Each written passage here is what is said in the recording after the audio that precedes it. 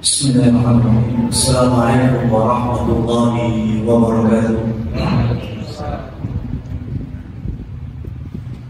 Innal hamdalillah nahmaduhu wa nasta'inuhu wa nastaghfiruh wa natubu ilayhi wa na'udzu billahi min shururi anfusina wa sayyiati a'malina.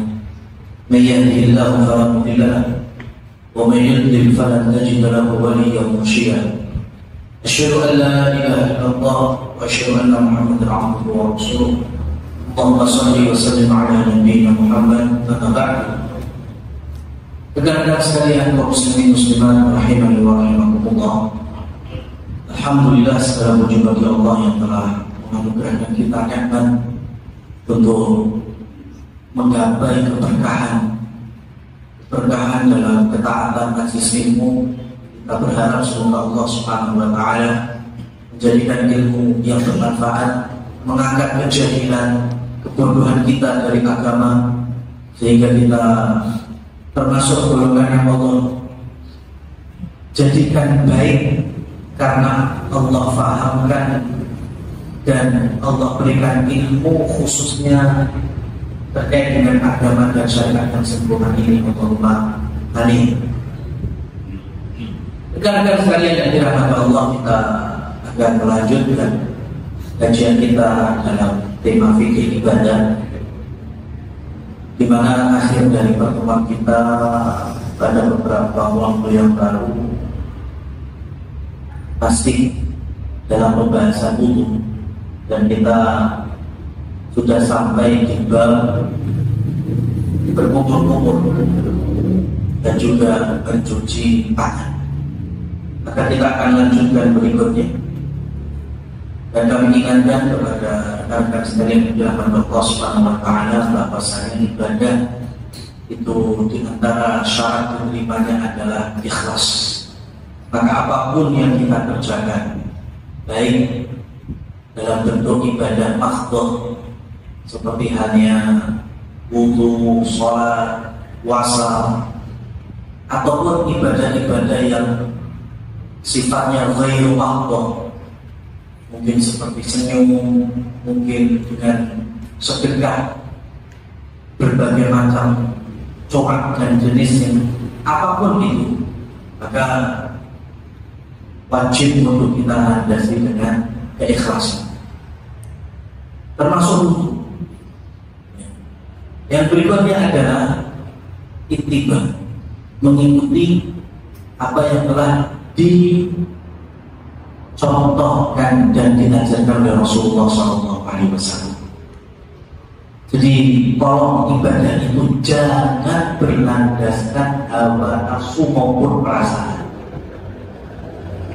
Dan ibadah itu sudah ada pakunya, sudah ada konseptornya, dan itu adalah Allah melalui risalah nubuwah Nabi kita Muhammad Sallallahu Alaihi Wasallam. Apalagi yang sifatnya fardu, sifatnya wajib, itu nggak perlu adanya inovasi maupun kreativitas. Wudu itu kan wajib, fardu, syarat-syaratnya sholat. Jadi nggak perlu untuk diberikan inovasi. Tata cara wudunya, kalau airnya dalam bentuk mau keran, mau baskom, mau ember, mau gentong, itu silahkan, itu ada inovasi. Tapi tata cara wudunya itu sudah ada pakemnya. Ya, jangan sampai kita keluar dari pakemnya. Belum lama kita merasakan nikmatnya bulan yang penuh barokah, yaitu Ramadan, di mana di penghujungnya itu ada ibadah fardu wajib. Apa itu? Zakat fitrah. Pakemnya sudah ada, mau dari Al-Quran maupun hadis. Rasul sudah mengajarkan, memerintahkan, difahami dengan baik oleh sahabat dan dilaksanakan. Apa itu? Dengan mengeluarkan ta'am, itu bahan makanan, di penghujung akhir Ramadan atau tanggal 1 Syawal sebelum dilaksanakan sholat Idul Fitri. Jika ini menjadi kesepakatan para ulama bahwa zakatul fitri atau zakat fitrah dikeluarkan dalam bentuk apa? Bahan makanan pokok. Karena kita tinggal di negeri Indonesia, maka beras itu salah satunya menjadi pandu. Nah, coba sekarang ketika muncul sebagian oknum ya, yang dengan mudahnya mengatakan orang miskin saat ini orang patek butuh beras, orang miskin boleh butuh sekitar dilempit ya, lebih butuh duit daripada beras. Maka orang ngomong zakat fitrah diganti duit. Coba ini atas dasar apa? Hawa nafsu dan perasaan. Akhirnya terjadi. Pada ini telah keluar dari SOP dan konsepnya Rasulullah SAW. Sebagian dari kaum muslimin yang Allah berikan kelapangan hartanya, mereka mengeluarkan zakat mal. Dan ini juga telah dijadikan syariat yang wajib bagi orang yang telah memenuhi persyaratannya.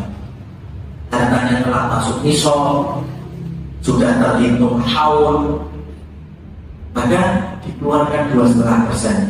Dalam syariat apa? Zakat mal. Dari artinya saja sudah zakat dikeluarkan dalam bentuk harta, mal, hartanya dalam jenis apa? Yang wajib dizakati kalau ternak, peternakannya dari jenis-jenis seperti domba, sapi, unta. Kalau pertanian, dari jenis-jenis pertanian yang wajib dizakati. Dari emas yang dia miliki atau perak yang dia miliki, atau bisa dikompetkan dengan apa? Nominal uang. Kalau kita rupiah, itu untuk apa? Zakat. Nah, dari zakat dikeluarkan dalam bentuk duit. Ini syariat. Coba muncullah sebagian dari saudara-saudara kita yang membawa agama hanya dengan perasaan atau dengan hawa nafsu. Penyebab mengenai zakat mana? Yang sopo balik kaya. Coba ini duit ini. Ego nak buat duit meskipun mustahil zakat, malah dan masalah. Jadi duit malah duit di semua ini. Coba bentuk duit di sini. Minggu malah minggu main, minggu tok akso, ya. Cukup ini semidon tuh, sepanjang ngerti mesti dirampas. Terus ini, pokok sembako, ya, beli, ya dia itu dalam bentuk sembako dan ulang-alik aku mulai dengan hawa nafsu dan perasaan. Zakat fitrah yang syariat menginginkan dengan beras malah diganti duit. Zakat mal yang syariat meminta keluarganya dengan duit malah diganti sembako. Ini model soal beragama seperti pola maliknya. Ya, karena kayaknya berlandaskan perasaan dan hawa nafsu. Hancur agama. Kalau Anda seperti ini, mesti rusak. Banyak rusak. Dalilnya jelas. Contoh, dalam Al-Quran Allah SWT berfirman, "Walidzakari mithlu haddil unthayayn." Dalam tema warisan,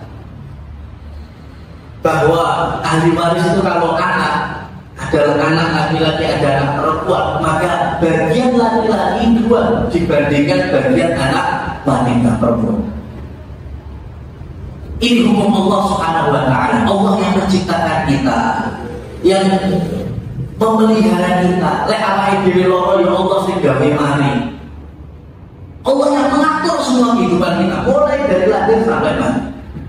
Allah Maha Adil, Allah Maha Bijaksana. Allah tentukan undang-undangnya dalam Al-Quran bahwa anak laki-laki dapat 2 dibandingkan jatah anak perempuan 2:1. Ini syariat siapa? Allah Subhanahu wa Ta'ala yang Zat Maha Adil. Tapi kalau kita bicara perasaan, terkadang ada itu yang ngompor-ngompor, malah kadang bukan ahli waris. Orang rasanya adikmu suka bil itu, ya, adikmu itu suka kerja, ya, mosok itu bagian siji. Wong nalika ngomongin gerane sing ngomongin adik kurang sing itu. Lalu masing-masing anak-anak bersasi untuk gaji kerja. Nah kok malah itu jatah 2. Yang kasihan sama adik perempuan. Berarti landasannya apa? Kasihan apa itu? Perasaan. Jadi rusak akhirnya tanah. Ya, pembagian harta warisan kamu hanya dengan hawa nafsu dan perasaan. Pada syariat Islam itu sempurna, termasuk dalam hal mengayomi dan memuliakan wanita. Wanita tidak ada tanggung jawab menafkahi, mencari nafkah. Berbeda dengan laki-laki, punya kewajiban untuk mencari nafkah, mencari manusia. Ya. Bahkan si adik perempuannya itu ketika memang tidak punya orang yang menafkahi, maka saudara laki-lakinya bagian dari orang-orang yang wajib untuk menafkahi adiknya. Jika kasusnya seperti itu, ya hikmahnya di dalam hukum Islam yang sempurna. Maka sekali lagi jangan dibangun di atas perasaan. Hanya kembali lagi, kita ini gunanya ngaji untuk membawa ilmu, sumber pengetahuan dalam beragama. Dasarnya ilmu. Kalau sudah terpegang ilmu, nanti naik tingkat i'tiqad. Apa itu keyakinan? Yakin ibadah kita benar, yakin ibadah kita sah, yakin ibadah kita ini sudah sesuai apa yang dicontohkan oleh Rasulullah SAW dan difahami para sahabat. Kenapa? Karena saya tahu ilmunya. Tenang. Baru nanti puncaknya, ya, habis ilmu, i'tiqad, kemudian ingkian itu kepatuhan, ketaatan. Jadi kita seragam ibadah senang. Kenapa? Karena tahu ilmunya, karena paham, yakin itu pahala. Sehingga kalau orang malas-malasan ibadah. Nah, kenapa banyak dari kaum muslimat itu terkadang malas ibadah? Ya, aras-arasan karena nggak memakai landasan konsep seperti ini. Nggak mau ngaji dulu, nggak mau berdiri dulu, sehingga nggak tumbuh keyakinan. Atau yakin, tapi karena tidak didasari ilmu, amalnya saat ABD. Makanya gambarnya gini, seperti teman-teman ini kalau naik motor normal yang sehat, digital pandemi aktif, ya, digital itu ketik-ketik, apa pandemi terus di huruf E pojok di, ya, kira-kira kayak sampai naik motor seperti itu timbul keyakinan bensin menter atau si ada? Keyakinan ini bensin menter. Yang normal aras kira-kira nenggok mau bensin apa 12. Nenggok mau bensin, isi bensin. Kenapa? Karena yakin bensin motormu mau habis. Dari mana keyakinan? Ilmu. Ya, mana sumber pengetahuannya? Digital yang ketik-ketik. Panggung yang sudah di huruf E paling pojok.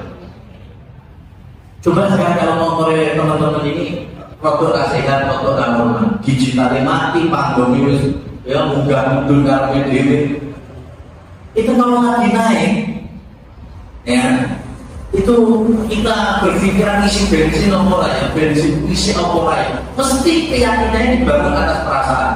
Kalau isi, video lah kita isi, ya, keyakinannya hanya dengan perasaan, nggak ada ilmu, sehingga bisa jadi tengah jalan mogok karena bensin, akhirnya buruk. Keyakinan yang sama karena dibangun bukan di atas pengetahuan yang benar.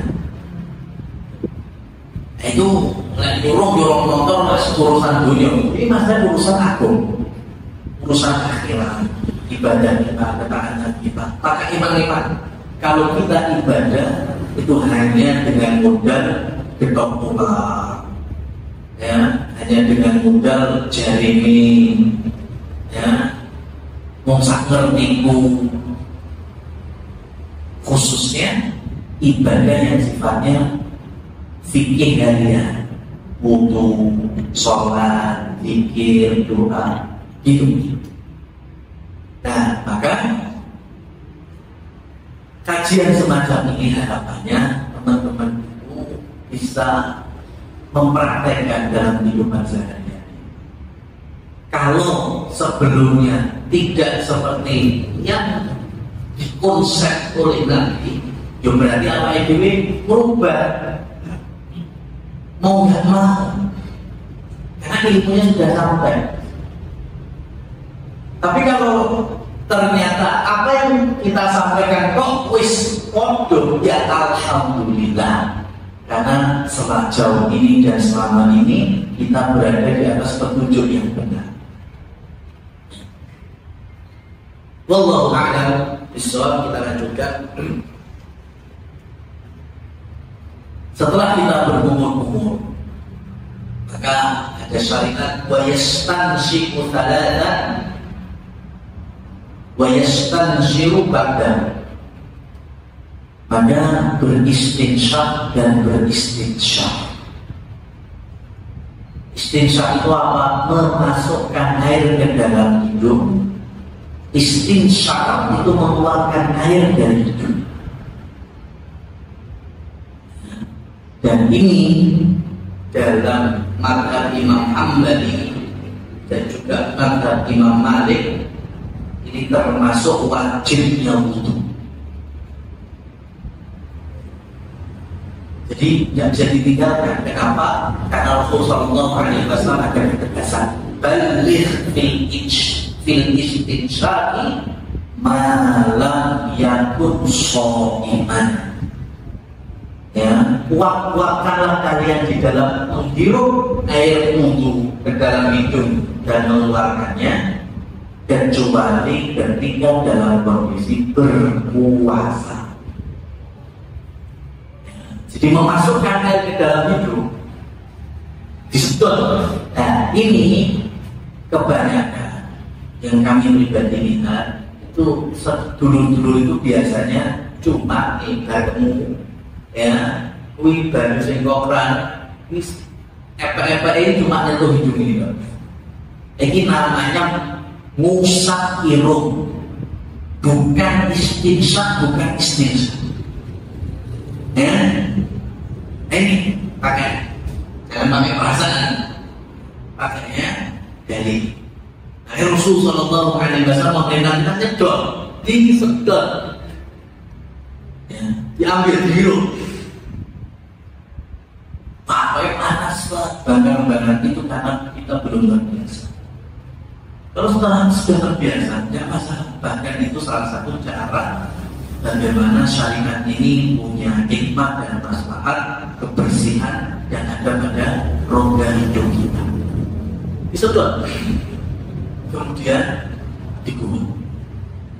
Dan kenapa Rasul memberikan ketegasan hati-hati, tak usah nyedot kuat-kuat yang pas poso, yang akan ditakutkan nyedotnya terlalu kuat akhirnya masuk di dalam tenggorokan. Keminum. Kalau di luar puasa keminum kan terlalu nggak membatalkan puasa, nggak kosong. Ya, wudunya nggak masalah, istinsyaknya masih kan. Jadi sudah keluar kan. Berapa kali? 3 kali. sekali wajibnya, 3 kali secara sempurnanya. Mau laki-laki mau perempuan sama saja. Itu ibadah istinsyak dan istinta. Dia habis kumur-kumur. Kalau Imam Nawawi memang memisahkan antara kumur-kumur, kemudian dikeluarkan dari mulut, baru istinsyak dan istinsyak. Kalau beberapa imam mazhab lain itu bisa digabungkan. Jadi ketika memasukkan air itu ada yang ke dalam mulut, ada yang ke dalam hidung, sehingga dikeluarkan bareng-bareng. Ini istinsyak dan istinta. Thumma yaghsilu wajhahu thalathan. Berikutnya mencuci wajahnya sebanyak 3 kali kalau ingin mendapatkan pahala sempurna. Jadi perlu diperhatikan bahwa semua gerakan wudu itu wajibnya itu hanya sekali. Wajibnya hanya sekali. Di sini kita bisa menimbang air yang kita gunakan cukup atau tidak. Ya, mungkin kalau kita lagi camping atau dalam perjalanan sehingga akhirnya memang betul-betul limit, ya, terbatas, maka bisa kita gunakan tata cara wudu hanya mengambil sekali di dalam setiap gerakan. Tapi kalau normal, ya, seperti halnya saat ini, ya, keran wudu airnya melimpah, maka silakan wudu dengan menggunakan 3 kali gerakan semua dari tata cara wudu, kecuali untuk mengusap kepala dan telinga. Itu yang cuma 1 kali, ya, tidak sampai 3 kali. Kalau ingin pahala kita sempurna. Tapi sekali lagi, meskipun air melimpah, jangan sampai mubazir atau menyia-nyiakan air yang ada. Nah, mencuci wajah, ya, wajah itu dimulai dari manabitus sya'ri, dari tumbuhnya rambut secara normal. Kemudian hatta datang itu si dagu. Wa ma bainal lihaini, dan di antara 2 apa yang ada di telinga. Terus ini yang kuping ini jadi batas dari wajah. Ya. Jadi laki-laki yang nggak ada tambahan aksesoris, ya, seperti perempuan terkadang pakai jilbab, maka memang wudu bagi muslimat, ya, teman-teman yang wanita ini paling nyaman memang harusnya di tempat khusus putri, tempat wudu putri, sehingga dia bisa luasa membuka jilbabnya. Kalau di tempat umum yang tidak ada perbedaan, sama-sama campur aduk pria dan wanita, itu memang lebih susah. Betul, memang lebih susah. Dan terkadang kita pun juga dapat cerita dari saudara-saudari muslimat itu, kalau di tempat umum ketika mencuci wajah, itu akhirnya cuma wajah yang tidak tertutupi jilbabnya, dan ini tentu membuat wudunya tidak sah. Kalau wudunya saja tidak sah, maka tentu sholatnya juga tidak sah. Yang masih bisa, kalau diakali masih bisa, meskipun pakai jilbab tidak lepas, ya mau nggak mau, kedua telapak tangan yang ada jari-jari harus menyisipkan ke dalam kain jilbabnya, supaya ukuran wajah itu tidak terkurangi dalam mendapatkan basahnya air wudu. bagi teman-teman ya, muslimin yang laki-laki ini jangan sampai ditinggalkan. Semua tidak merotong mulai dari bagian rambut tumbuhnya normal. Jadi mohon maaf kalau ada teman mungkin yang sudah tidak ada rambutnya bagian kepala depan, itu juga nggak mulai dari situ, tapi tetap mulai dari sini. Karena itu nggak terhitung pajak, itu terhitungnya apa? Nggak pajak. Jadi tetap dimulai dari standarnya normalnya tumbuhnya rambut, itu dibasahi semua sampai sini. Di sini harus basah sampai. Nah, kalau ada teman-teman yang memilih jenggot, maka ada sunnahnya dengan tahlil apa? Menyela-nyela. Ya. Karena kalau yang ada jenggotnya, kemungkinan dagunya nggak basah atau susah basah. Ada rambut jenggot, maka diminta untuk menyela-nyela jenggot. Adapun yang tidak memilih jenggot, maka dagu termasuk yang wajib terkena air wudhu. Itu dibasuh 3 kali. Wa yadaihi ilal mirfaqaini thalathan. Berikutnya pindah mencuci tangan baik kanan kiri sebanyak 3 kali. Nah, di sini saya jelaskan bagaimana memulainya. Pertama, hitungan 3 kali itu bukan kanan kiri bukan, tapi kanan kiri ya. Jadi banyak kaum muslimin itu kita lihat ketika di tempat wudhu musola atau masjid itu secara umum itu mereka ketika mencuci tangan itu kanan, kemudian kiri, kemudian kanan lagi. Tidak seperti itu.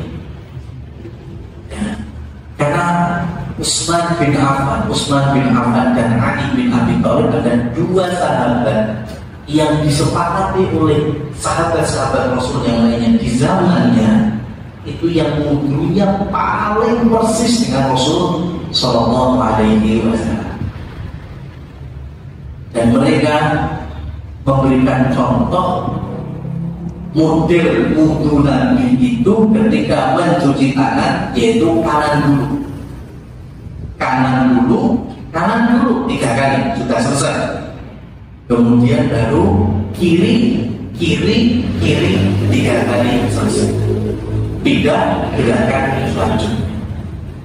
Nah, berikutnya, ketika sudah mencuci tangan, ini bebas mau diambil bagian bawah, yaitu jemari mulainya, atau maksimalnya, yaitu mirfaq ini, yaitu sikut. Ya, bebas, tidak ada pengaruhnya dalam hukum.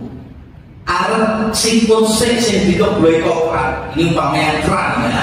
Jadi sampai ini model isik, jadi moro dijanakne ya, sehingga sikut jadi yang paling bawah, sing dikenekne dikebloi berarti jari-jari tangan dulu terus kemudian tangan sampai sikut. Nah ini monggo. Atau dikenakan sikut ya, jadi pakai keran sikutnya dicedak disik dari sini kemudian terus sampai boleh bebas, nggak masalah ya. Yang penting keblok mulai dari ujung tangan sampai ujung sikut ya. Jadi kalau kanan dulu tidak kali ya dibasahi dulu, kanan juga kita hitung satu. Kebloinnya cuci lagi 2 ya. Kemudian kebloinnya cuci lagi 3. Atau dikombinasikan, monggo silakan, bebas, tidak ada pengaruhnya dalam hukum ya. Pertama konstitusi mengisok keblok, sekelur ndur, jari jemari dulu, kemudian ke sikut. Ketiga, sikut lagi, monggo silakan. Tadi kanan sudah selesai. Kemudian pindah ke kanan kiri, persis sama. Dan ada sunnah, artinya pahala itu bisa tambah lagi naik ketika kita menyela-nyela jemari. Ya, jadi ketika kita mencuci tangan itu juga menyela-nyela jari jemari. Tahlil asobin ini juga ya, kalau bisa tidak lagi ke susu, tidak lagi dikejar waktumu, ya. Kalau bisa disempurnakan dengan kita mengamalkan sunnah-sunnah wudu. Ya. Rekan-rekan sekalian yang dirahmati oleh Allah Subhanahu wa Ta'ala. Ini contohnya. Mungkin di antara kita, wuduku tak gulungin ternyata produk bedo, dan bedo itu sejauh apa? Kalau bedo ini ternyata sampai menyimpang seperti tadi ya, pengennya syariat kita menghirup air jebule bedo, untuk mengiru. Syariat minta kanan dulu, bukan kanan kiri kanan. Ya, maka sebisa mungkin untuk kita rubah. Ya mungkin sehari dua hari saya rubah biasanya sebelum bangun, tapi bismillah berdoa kepada Allah supaya dimudahkan, sehingga untuk kita itu ya, untuk hari dan waktu berikutnya mendapatkan pahala, dan sahnya itu jelas sah, dan pahalanya bisa lebih lengkap karena sempurna sebagaimana contoh dari Rasulullah SAW.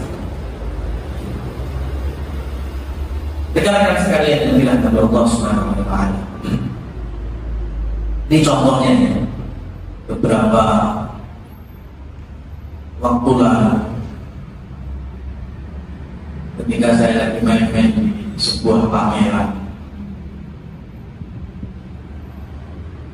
itu saya namanya lagi pameran, mau nggak mau pengunjungnya jadi target. Saya ditawari susu kambing, ya susu kambing. Namanya nawarnya nggak masalah, cuma saya berhenti di teman kita ini yang sedang menawarkan. Nabi SAW itu lebih sering mengkonsumsi susu kambing. Ya. Sekarang saya balik tanya, maksudnya lebih sering dibanding susu apa? Ya. Dibanding susu sapi, ya jelas di sana jarang sapi. Ya. Bukan yang ada sapi, ini ada surat al-Baqarah, tapi jangan. Mungkin susu utama. Nah, di sini, ya, di sini yang perlu kita luruskan. Jangan sampai kita berusaha untuk menawarkan produk atau mungkin produk knowledge-nya juga itu, tapi dengan embel-embel sumber yang sama. Jualan susu kambing mau gosipkan alat, ya. Tapi tolong diilmui itu.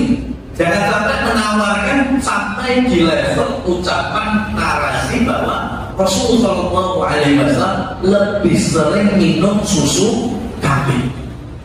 Dan lebih sering itu dibanding apa? Susu unta. Jelas apa? Rasulullah SAW itu punya manihah dan punya likoh. Ya, orang Arab itu hewan ternak. Ya, seperti unta itu jenisnya banyak. Ada jenis untuk jihad, fisabilillah, itu namanya lain. Ada unta yang dipakai untuk dagang, hanya untuk dagang, ya, ekspedisi dagang. Kalau kita hari ini kayak kontainer itu namanya lain untanya itu. Ada unta yang digunakan khusus untuk diperah susunya. Nah, ini namanya likoh. Ya, jadi unta itu nggak cuma jamal, nggak cuma nakoh, nggak cuma ibil, ya. Unta yang biasa difungsikan untuk hewan kurban juga ada namanya. Dan tadi kami sebutkan Rasulullah SAW punya likoh. Likoh itu berarti unta yang diperah susunya. Dan Rasul punya 20 ekor. Itu ada di daerah Goba, kurang lebih 40 km dari pusat kota Madinah. Itu unta perahnya Rasulullah SAW. Rasul juga punya manihah. Ya, manihah itu domba yang diperah susunya. Dan Rasulullah SAW dalam riwayat Imam Ibnu Abi Syaibah dan riwayat Imam Baihaqi, beliau memiliki 7 ekor manihah. Nah, sebetulnya karena saya mulai manihah ini, saya kenalkan kepada teman-teman juga. Manihah itu sebetulnya difungsikan sebagai sodaqah, bukan zakat ya, sodaqah sunnah seperti infak, wakaf. Ini sedekah yang diperbantukan kepada saudara-saudara yang membutuhkan dengan bentuk pinjaman.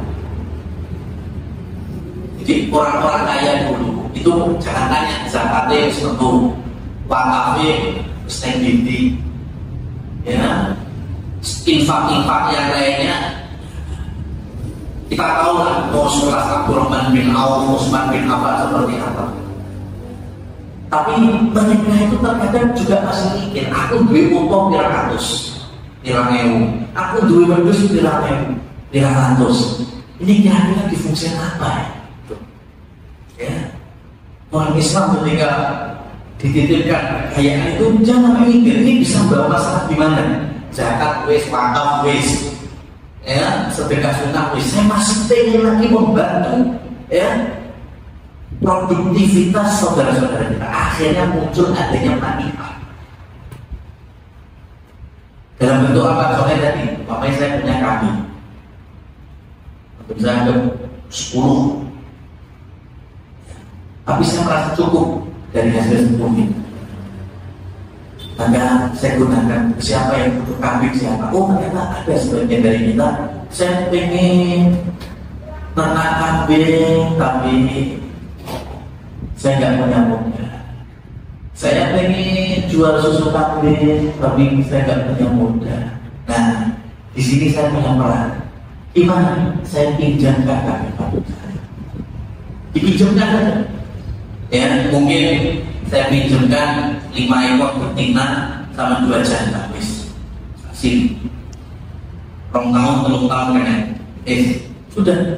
Maka selama 2 atau 3 tahun itu, di rumah siapa yang butuhkan? Diperah susunya, sehingga dari susu itu dijual, perah lagi, hasilnya jual lagi, sampai dia punya modal yang cukup untuk membeli kambing perah, sehingga dia punya sendiri kambing yang bisa diperah sendiri susunya. Maka setelah itu kambing-kambing saya dibalik. Saya mendapatkan pahala loh dari membantunya ya, tanpa ada riba, tanpa ada pembagian. Mungkin ada dari yang butuh modal tadi 2 tahun, 3 tahun bisa berani. Anak itu dia, wong sing rawat deh, sudah cukup untuk jadi modal dia jualan kamu. Maka kambing saya dikembalikan. Orang yang gadoh ini sah-sah saja, tapi kan gadoh ini kan sing gue ya itu tadi gadoh ini kan saya betul-betul pure pengen membantu saudara kaum muslimin yang kurang modal. Ini namanya manihah.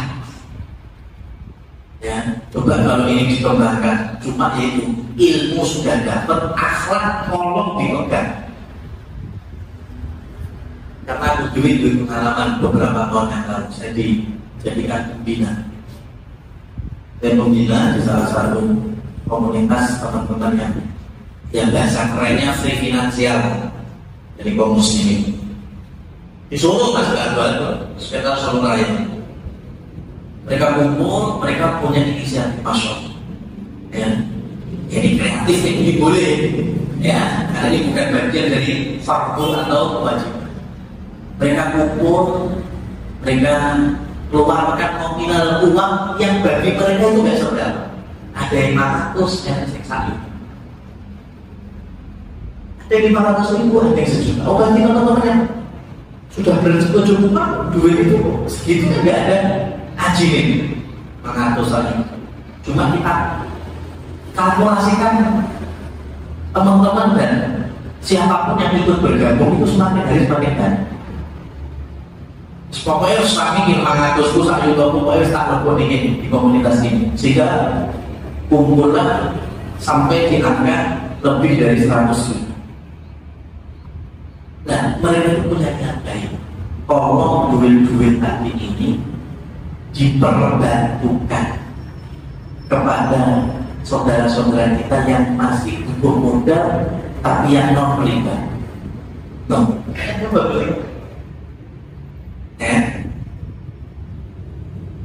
Akhirnya siapapun yang butuhnya berapa? 10 juta, dipinjamkan 10 juta. Butuhnya berapa? 20 juta, dipinjamkan 20 juta.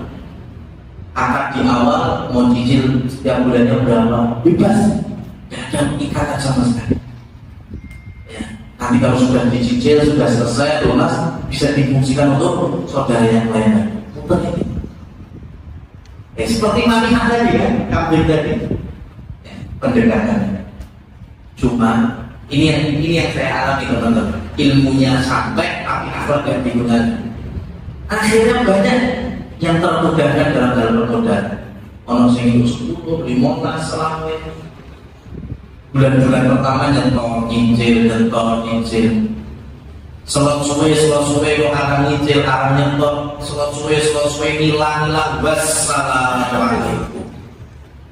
Nah ini bagaimana ya kita bermudah-mudahan dengan data kaum muslimin yang betul-betul tinggal waras itu jadi dibantu tanpa ada akan riba. Itu dia untuk kita. Ini mau nggak ada kabar itu. Teman-teman yang ada di komunitas itu mereka sama sekali tidak merasa kecewa duit 500 hilang seperti itu. Berkecukupan kan orang itu tapi untuk hilang ya, tapi mereka sangat kecewa. Ya, dari saudara-saudara muslimat yang ternyata melakukan khianat seperti ini. Ini jadi pelajaran konsep Nabi Sallallahu Alaihi Wasallam itu pasti benar, pasti apik, pasti masalah. Wudhu Nabi, ya mesti benar, mesti masalah. Sholat Nabi pasti benar, pasti masalah. Cuma dikembalikan kepada kita, oknum dari muslimin muslimat. Keikhlasan kita dalam beramal, keikhlasan kita di dalam mengikuti sunnah Rasulullah Sallallahu Alaihi Wasallam. Ya, ketika sudah sampai ilmu itu kalau tidak diiringi dengan akhlak maka jatuhnya terkadang juga bukan bawa maslahat tapi bawa Allah. Ya, maka dalam gerakan wudhu yang kita ambil berkumur menghirup air kemudian mengeluarkannya dan mencuci muka serta tangan sebagaimana Rasulullah Shallallahu Alaihi Wasallam. Maka kita praktekkan karena sudah kita tahu ilmunya. Tapi tolong akhlaknya dijaga. Artinya ketika masih melihat saudara-saudara kita yang belum pas seperti itu, ya diluruskan dengan baik. Jangan kemudian langsung dihukumi seakan-akan wudhunya salah kaprah, bahkan sampai tidak sah wudhunya tersebut. Wallahu a'lam bishawab. Demikian materi yang bisa kami sampaikan. Waktu dan tempat kami kembalikan kepada penutur.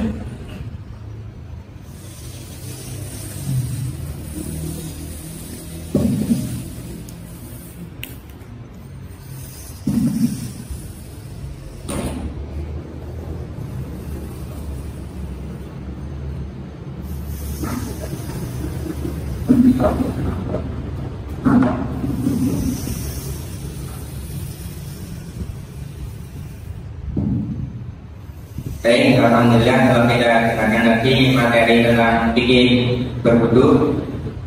Barangkali dari teman-teman ada pertanyaan.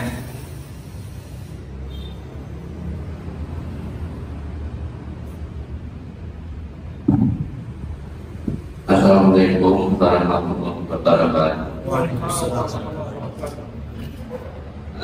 Mau sedikit pertanyaan, Ustaz. Tadi dijelaskan setelah berkumur menghirup air dari hidung.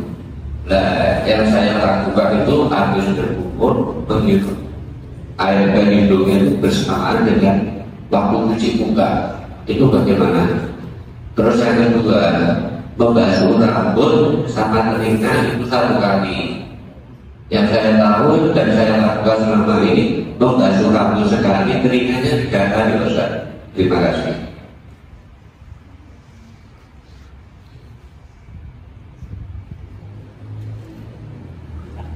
Baik, barakallahu fikum. Pertanyaan ini sebetulnya benar tidaknya adalah pada definisi wudu Rasul Shallallahu Alaihi Wasallam.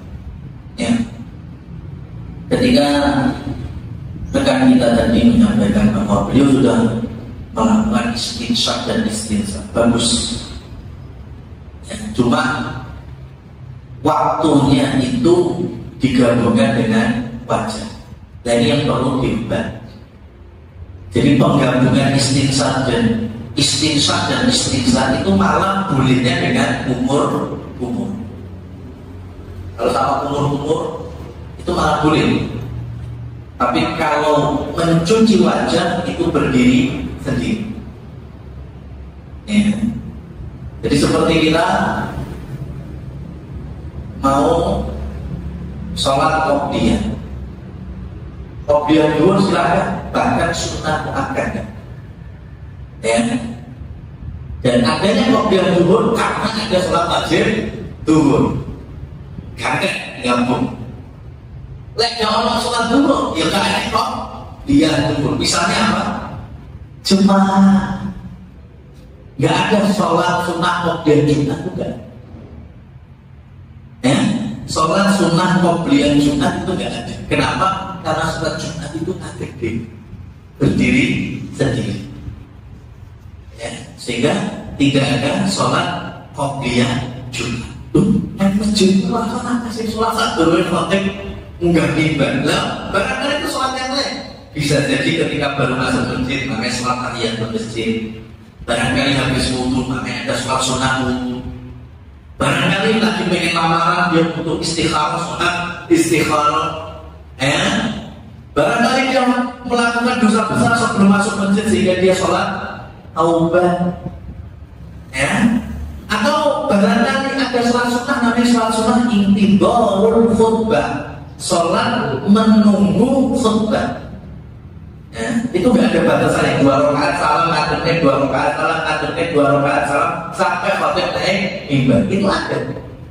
Tapi kalau qobliyah Jumat itu tidak ada, sehingga qobliyah itu bergabungnya dengan adanya sholat duhur.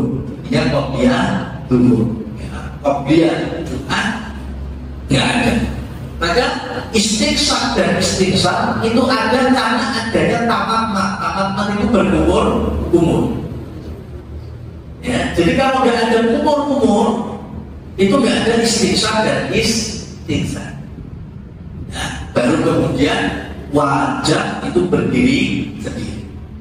Jadi kita apresiasi karena telah melakukan istinsak dan istinsaknya. Yang perlu dirubah hanya dipisah dengan mencuci wajah. Berikutnya, mengusap kepala sekali tapi mengusap telinga 3 kali. Nah, pada hakikatnya, jadi kepala bukan rambutnya. Jadi mas'ul roksi, mengusap kepala bukan rambut. Kenapa? Karena rambut nanti bisa macam-macam. Apalagi mana kita, rambutnya sebelum dulu. Kalau mengusap rambut, ya, maka bisa jadi rambutnya sepanjang itu yang dikenai air wudu. Makanya bahasanya bukan rambut tetapi kepala, mengusap kepala. Dan kepala dari depan sama kayak wajah tadi, dari permulaan tumbuhnya rambut turma sampai kofa itu tengkuk. Jadi ada gondrong sak pundak atau rambut wanita bisa sampai geger sampai nisot, tetap ketika wudhu belakangnya hanya sampai kofa atau sampai tengkuk. Mau laki-laki mau wanita sama saja. Nah, telinga itu dimasukkan satu organ dengan kepala. Makanya dalam mazhabnya Imam Abu Hanifah mengusap telinga itu sunnah, bahkan gak wajib. Artinya lek wudu orang sampai basuh telinga itu tetap sah. Kenapa? Karena sebetulnya sudah masuk satu organ yaitu kepala. Cuma dalam mazhabnya lain tidak dipisahkan, artinya telinga tetap harus dibasuh. Tetapi mereka dalam kesepakatan betul telinga itu satu paket dengan kepala. Makanya kalau kepala itu kita basuh sekali, maka telinga juga cukup sekali. Demikian wallahu a'lam bishawab.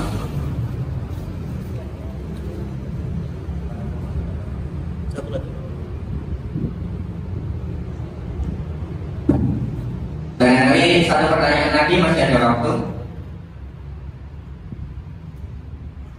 Baik, kalau tidak ada.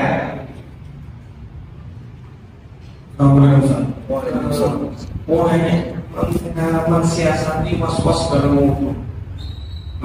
Misalnya kalau buang angin atau saya pribadi itu seringnya tuh ragu pada siku.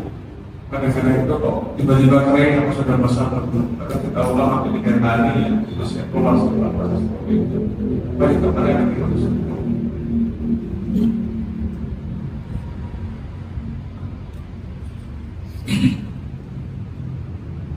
Barakallahu terkait dengan was-was. Itu maka was-was itu datangnya dari syaitan. Karena ketika kita diminta oleh Allah Subhanahu wa taala wala tattabi'u khutuwati syaitan. Jangan kalian mengikuti langkah-langkah syaitan. Langkah-langkah syaitan diantaranya yaitu memberikan was-was di dalam setiap ibadah.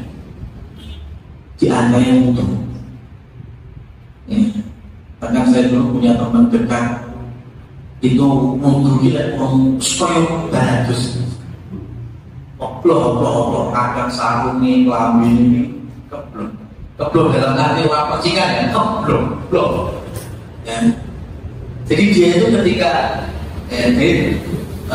dulu kita ini masjidnya itu habis keluar dari tempat wudhu sebelum masuk masjid itu ada cermin gede mas, ada sisirnya di sini. Dan teman saya itu setiap habis wudhu ketika ngaca masih sisiran sebagai wudhu itu lah gendong itu bisa sekali wudhu, sekali waktu sholat wudhu itu bisa sampai 5-7 kali. Berarti lah sedino selama itu wudhu. Ketika kita tanya ya jawabannya was-was, mau perasaan ya maka kaki saya belum kena, mau perasaan wajah saya belum sempurna, itu terus. Sehingga ketika ada was-was seperti ini kadang malah sholat ya rakaat 2 atau rakaat ketiga ya sudah tahiyat awal atau belum. Makanya kalau sholat itu sarannya makmuman jamaah ya, karena was-was itu akan hilang dengan keyakinan berjalan. Ya, kita was-was untuk kita benar atau enggak harus imam. Jadi obatnya was-was atau syak itu adalah al-yakin. Ya, obat pertama adalah al-yakin. Kenapa? Karena syak atau was-was itu tidak bisa bangun ya, ketika ada sebuah keyakinan. Di mana kita itu wajib menguatkan keyakinan. Yakinnya bahwasanya saya sudah usap wajah, mencuci wajah. Saya sudah mencuci tangan sampai sikut. Ya. Itu pembangunan keyakinan. Yang kedua, dalam gerakan wudhu itu boleh namanya menambah sebagian, bukan menambah bilangannya, menambah basuhannya supaya meninggalkan was-was. Contohnya adalah kaki itu dicuci sampai mana? Betis. Lek sampai ngiro-ngiro betis sampai betis, kalau kena banget, bisa-bisa nanti timbul was-was. Mau kena kalau ya, kalau kiwo kena wis kalau ya. Makanya dibolehkan kita mencuci kaki itu nggak cuma sampai betis, sampai kitol, bahkan sampai dengkul rapopo. Ya. Sehingga ketika muncul was-was ini, mau betis apa? Polokku kena apa? Polok perasaan bajunya malah sampai dengkul. Ya. Sekarang kalau kita nyucinya sampai kentor, otomatis kan polok sama dengan sikut. Ya. Supaya kita menghilangkan was-was sikut saya tadi terkena air atau tidak. Ya. Maka boleh kita mencuci tangan itu sampai di atasnya sikut. Artinya setengah lengan kita kena air. Berarti mau nggak mau harus pakai kaos ya, yang lengan pendek. Kalau pakai lengan panjang susah. Pakai kaos singlet atau lengan pendek itu lebih mudah. Jika kita bisa pakai lengan. Nah kalau sampai lengan otomatis sikut jelas masuk, jelas belum. Itu kalau ditanya tip atau triknya. Yang kedua adalah menggunakan kata berhenti. Jadi ketika kita muncul was-was itu harus mandek dari was-was. Ya, ojo-ojo kita, cukup ojo-ojo kita. Jangan sampai kita mengikuti was-was itu. Ojo-ojo, wuduku urung sempurna. Baik ketika ada ojo-ojo langsung kita sempurna. Dan yang terakhir dan yang paling utama adalah senantiasa berdoa kepada Allah Subhanahu wa taala. Bismillahirrahmanirrahim. Di antaranya atau dengan doa-doa bahasa lain, Allah jauhkan aku dari was-was syaitan, yang kokohkan aku di dalam setiap ibadah, kuatkanlah aku di dalam setiap gerakan-gerakan wudhu dan sholat, ya, jauhkan dari godaan-godaan iblis syaitan, ya, ubahlah was-was yang ada pada dirimu. Dan sebetulnya was-was itu ada dalam tema akidah, ada tema medis atau psikis. Ya, maka was-was itu bisa dilatar belakangi dua. Kalau akidah bisa jadi memang orang ini ada gangguan dari dia. Kan itu kalau bicara akidah, sehingga jin otomatis menyusulkan was-was sampai kalau kita tidak mengobatinya atau memakai tip-tip tadi, itu was-was itu di level keyakinan syariat syahadat kita. Ojo-ojo kan pertama kudu kurung sempurna, munggahnya ojo-ojo sholat kurung sempurna, rasa ojo-ojo sampai ojo-ojo syahadatku rasa. Akhirnya dia merasa orang kafir, dia bukan orang yang beriman. Ini ujung dari was-was setan itu, sampai meyakinkan pelakunya, ya, yang korbannya itu keluar dari Islam. Sama begitu. Itu kalau bicaranya akidah. Kalau bicaranya psikis, artinya ada kejiwaan, berarti otomatis bisa dikonsultasikan dengan dokter-dokter spesialis yang ada pada pembahasan seperti ini. Mungkin nanti dibantu dengan obat, dibantu dengan treatment dan lain sebagainya. Wallahu a'lam bishawab.